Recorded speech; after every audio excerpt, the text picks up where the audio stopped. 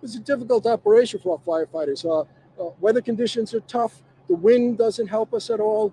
The members did an outstanding job getting the victims out, getting them to the hospital, putting the fire out. We dealt with a lot of stuff midday, so it was tough. So that's the information that we have so far. Chief, do you know how many total residents there were inside the two buildings? As far as I know, it was, as far as I was told, it was the 4 that were removed by our firefighters.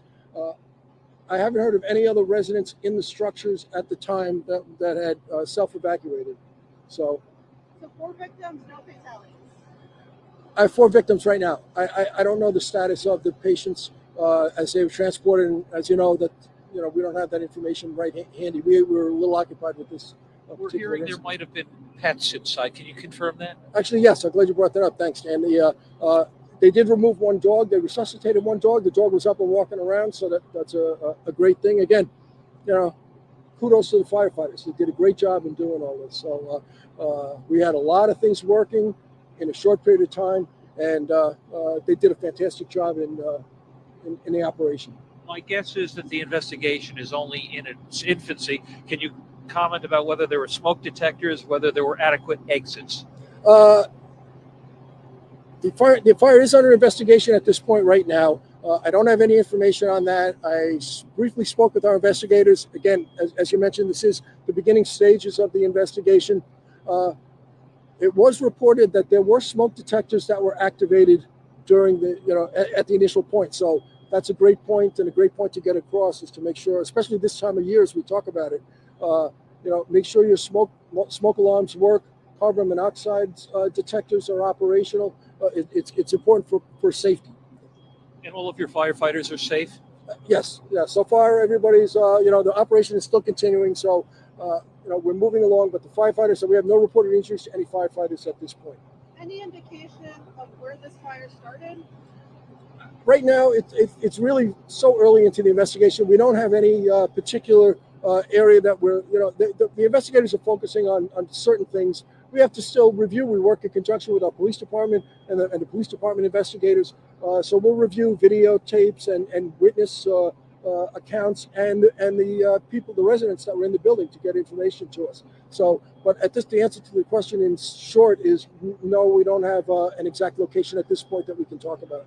Mayor, this fire comes exactly 3 weeks before Christmas. This is a difficult time. Not that there's ever a good time for something like this, but it's got to be in the thoughts and in the minds of many people in the city.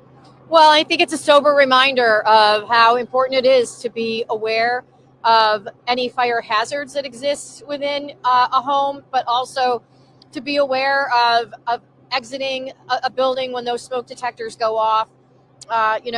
We have gone years without any serious injuries in fires, and unfortunately this year we've had a number of very serious fires, and we have at least 2 individuals who were seriously injured in this fire. And so it's really important that we continue to get the word out. The chief and I were just talking at the press conference that we had about the snowstorm, of the importance of keeping space heaters away from anything that's flammable, especially being aware when people bring live trees into their house for the holiday season, that those all present hazards and potential fire hazards. And so we don't know the cause of this fire, but I think just generally it's a sobering reminder of how important it is to be vigilant and to be aware.